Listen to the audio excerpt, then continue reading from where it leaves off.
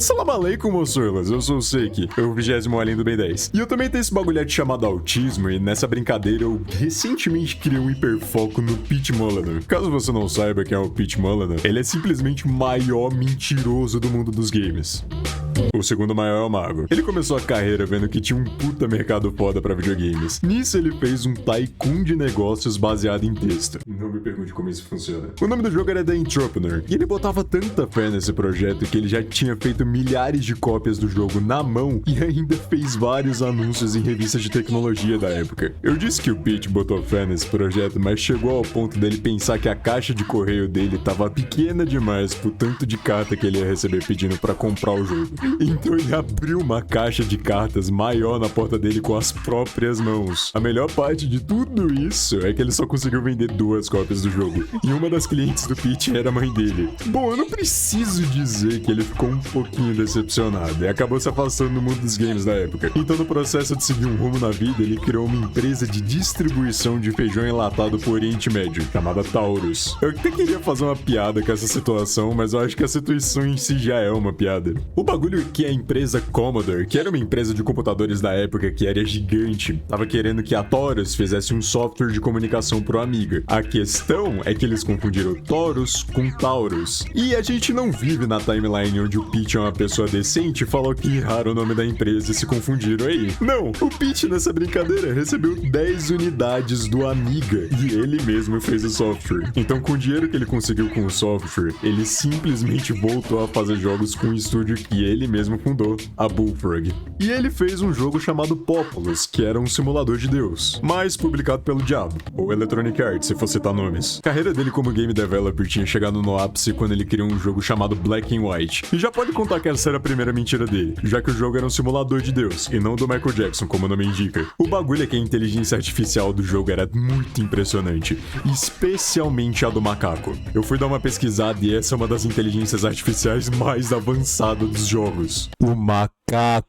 Isso meio que botou o Pete no holofote no desenvolvimento de Fable. Sim, Fable. Aquele que estão desenvolvendo um remake e a protagonista era feia pra porra. É, esse mesmo. Então, o bagulho é que o Pete, sempre que ia numa entrevista, ele metia um louco só pra impressionar o entrevistador. Um bagulho parecido com o diretor de No Man's Sky. O problema é que o Pete perdia a mão nas mentiras e dizia que se você plantar uma árvore em Fable, ela ia crescer em tempo real. Ou que Fable era completamente aberto e não teria bordas invisíveis. O jogo era de 2004, by the way. Essa aqui nem é de Fable, mas tinha um jogo que ele prometia que se você colocar um DVD de filme enquanto joga, o filme ia passar nos prédios da cidade. A piada é que o DVD ainda nem tinha sido lançado. O bagulho foi tão além que quando o Pete foi contratado pela Microsoft, tinha uma equipe de 5 pessoas que andavam com o Peter em toda a entrevista, que simplesmente impediam ele de mentir. O que não adiantou muito, né? Porque ele inventou o tal do Milo.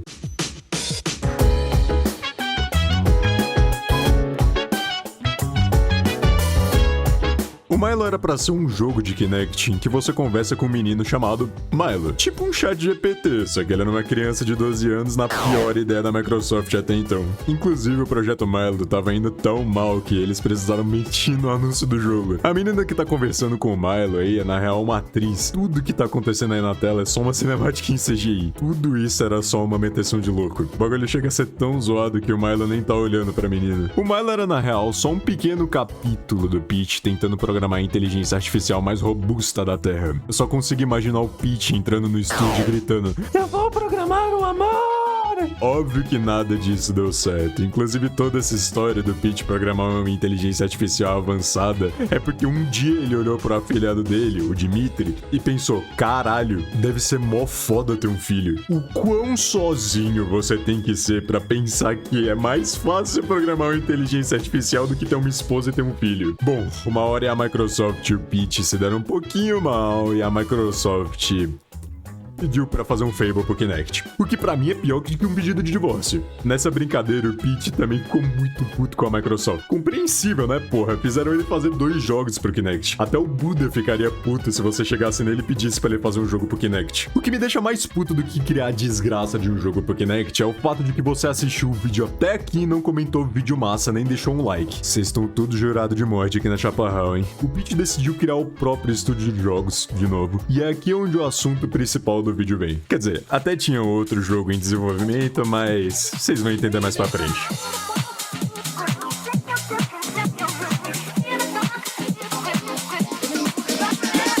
O bagulho é que com o sucesso da App Store, o Pete decidiu ter uma ideia revolucionária, um experimento social. A ideia era simples. O app era um cubo formado por vários cubos menores, onde você tinha que quebrar os cubos menores simultaneamente com um monte de nego. O objetivo era simples, saber o que caralho tinha dentro do cubo. O Pete dizia que o que tinha dentro do cubo era algo que ia mudar vidas, algo revolucionário e blá blá blá. Acabou que esse jogo lançou bem antes do jogo que eles estavam desenvolvendo. E sobre isso, o plano era lançar o jogo no dia 7 de novembro de 2012 na App Store. Só que a Apple deu uma trollada e lançou o app no dia 6. Inclusive, o Pete estava numa viagem de negócios em Israel. E quando viu isso, ele voou desesperado de volta pro Reino Unido para lançar a versão de Android. Obrigado, Apple. Se você era um gamer suado e fã de Fable, você já deveria saber que o Pete é um danadinho e ele não merece a sua confiança. Mas se você era uma pessoa normal, você nem sequer conhecia a reputação do Pete. Então, muito mais gente caiu no golpe do Pete. O bagulho foi tão, mas tão hypado que em 3 horas já tinha mais de 100 mil downloads. Obviamente isso era demais para os servidores da 22 Cans, que era o estúdio do Pete. E tinha gente que nem conseguia baixar o aplicativo. E pior, tinha nego que conseguiu baixar, mas nem conseguia entrar. Isso deu um problema para a equipe do Pete, porque deram uma barragem de review negativa na primeira noite de lançamento. Mas relaxa, tá tudo safe. Já que no próximo dia, ironicamente, o dia que o bagulho era pra ter sido lançado, os servers já estavam estáveis e prontos para todo mundo jogar. Obrigado, Apple. Bom, no jogo você tinha que quebrar o cubo e a cada cubo quebrado você ganhava uma moeda em game. E assim você podia quebrar cada vez mais cubos com os itens do jogo. Não demorou muito pra rapaziada transformar um cubo num lugar pra desenhar e escrever um monte de merda. Mas foi no dia 10 de novembro quando a primeira camada do cubo tinha sido removida. E aí a rapaziada hypou e o bagulho virou várzea.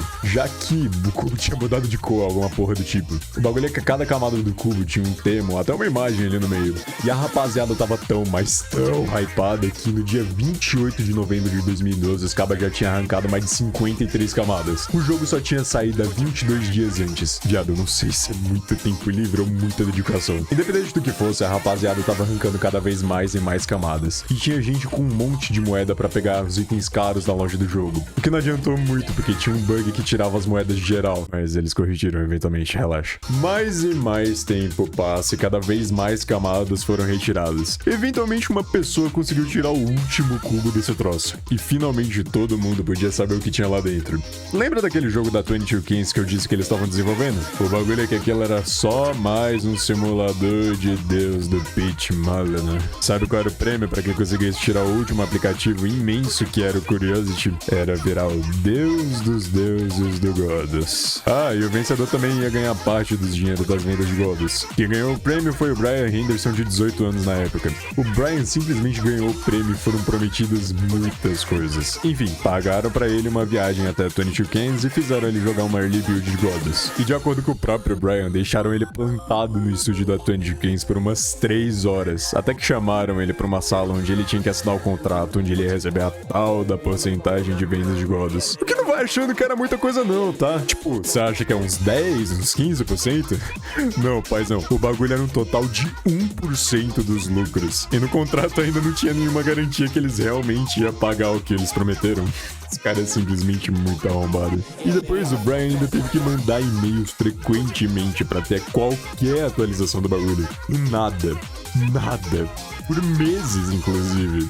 Só depois de todos esses meses, o Pete Murphy, não Molinor, por favor não confundir, mandou um e-mail falando tipo, ó, bizóia aí que a gente vai entrar em contato eventualmente. A piada é que até hoje não mandaram porra nenhuma pro Brian. Sinceramente, a pior parte dessa história é que Godos nunca tinha nem sido lançado. Sim, pode ver, até hoje o jogo não lançou. 22 Cans não tava com grana nem pra existir, quem dirá pagar o desenvolvimento de 2 jogos. Sim.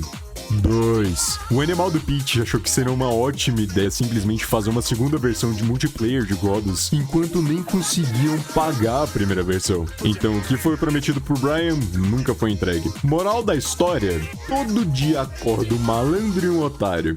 A diferença é que era um malandro pra mais de 100 mil otários.